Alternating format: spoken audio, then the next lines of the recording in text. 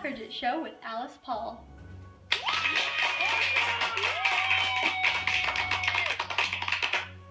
Now, before we get started, I'm going to tell you a little bit about myself. I was born in New York. Then I went on to go and study in London, where I became politically active. I went to protests, I did hunger strikes, I was arrested numerous times and jailed for several months. Modern day feminism as we know it today began in the Industrial Revolution and was a rejection of classical liberalism, when women realized, hey, we have virtually no rights. So they decided to change it in favor of modern liberalism, where we have slightly more rights.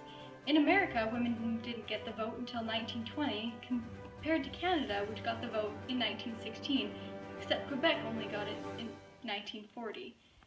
Anyways, next time on the Suffragette Show with Alice Paul.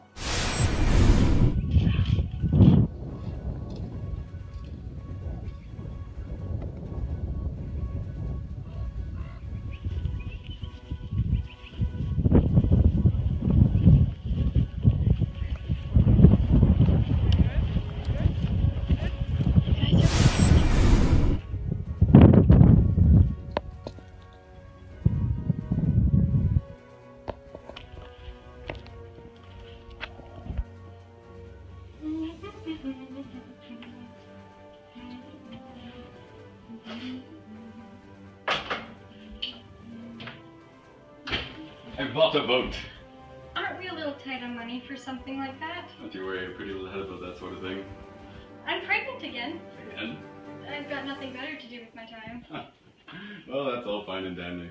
Give me a drink, would you? Of course.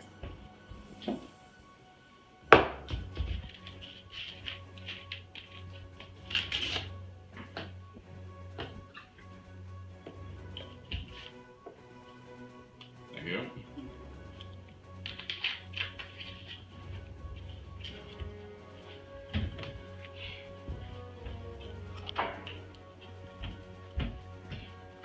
Of course we don't need feminism. How on earth is society going to benefit from a bunch of hairy, floozy suffragettes parading around preaching about ridiculous things like the pay gap and being pro-choice? It isn't, of course. I mean, what's the point of fighting against rape culture when it has been proven time and time again that dressing provocatively is the cause? And it's obviously not the man's fault he couldn't keep it in his pants. It's in a man's nature to take advantage of women who dare show their skin or who are dumb enough to walk home alone at night. And the pay gap, you ask? The reason women get 77 cents to a man's dollar is clearly because men do all the work. If you argue that women should be getting equal pay for doing the same job, you're wrong again. Everyone knows that women are weaker and less intelligent, so therefore they cannot possibly do the same amount of work as a man. Yes, there have been some powerful feminist icons like Jane Austen, Frida Kahlo, Marie Curie, Katharine Hepburn, but it only takes a moment to find the flaws behind their ignorance. It is, after all, a woman's place to find the flaws in other women and point them out for the world to see, all while hiding behind her own insecurities. Frida Kahlo, for example, was nothing more but another artist begging for attention. The ghastly unibrow mustache, the gaudy flowers, bright colors, and not to mention the bisexuality and numerous affairs all pinpoint her feminism to be nothing more than something to grab people's attention. These feminists don't know how to take compliments either. I don't know anything that makes me feel better than when a strange man on the street tells me how nice my body looks, or when an equally random strange man reminds me I look prettier if I smile. The perfect pick-me-up after a long day of getting underpaid and sexually harassed at work. One thing that continues to boggle my mind is that a large fraction of feminists that are straight have boyfriends. The only thing I can think of that would make feminists attractive to men is the chance of premarital sex, and if an accidental pregnancy occurs, those pro-choice values would certainly come to light. That is one of the top reasons for me being anti-feminist. I want boys to like me, even if it means the continued objectification and disrespect of my entire gender. We first world country ladies aren't being oppressed, so who cares about women in other countries who can't show their skin, who can't get an education, are forced to give birth to their rapist child, and are only valued based on their appearance?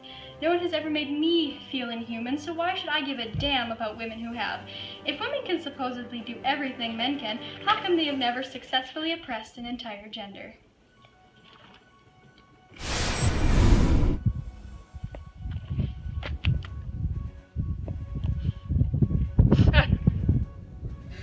The second wave of feminism was essentially caused by World War II. During the war, women were working, but once it ended, women were expected to become obedient housewives, while men took all the jobs. After being oppressed in the 50s, Betty Friedan wrote The Feminine Mystique in 1963. Women decided to take a stand, protests, picketing, even sabotaging newspaper offices. Now that oral contraception was available, women didn't need to stay at home and raise a family. Instead, women fought for reproductive rights, sexuality, legal equality, to let women have freedom, equal opportunity, and control over their lives.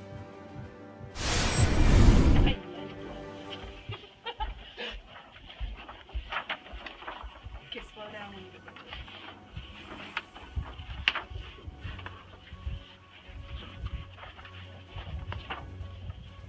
So awkward. We have great music this part. Yeah, first. Okay, like good.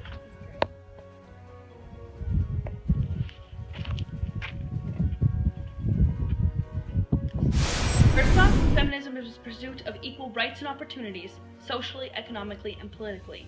Misandrism is when a woman advocates for the superiority and supremacy of other women. Third wave feminism has been hugely devoted to achieving equal pay, contraceptive and abortion rights, and fighting and ultimately ending rape culture. Examples of the discontent with these issues include when Jennifer Lawrence noticed the difference between her pay, the highest female celebrity, and the highest male celebrity of $28 million. Women who had participated in back alley abortions were upset when politicians began campaigning to make safe abortions illegal once again. Also, the outrage of victim blaming in cases of sexual abuse and harassment has sparked the controversial slut walk, which entails parading prominent signs around and dressing provocatively. All in all, feminism benefits everyone, including the men who disregard it. However, its importance should not be placed on how much it is of value to men.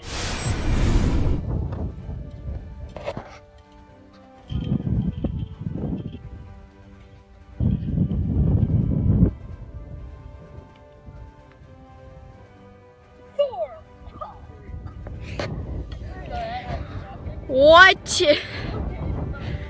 What? Oh yeah.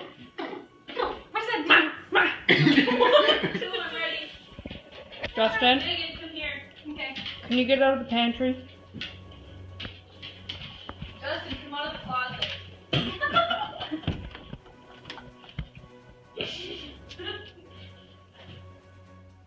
Did you delete my other one already? Filming me?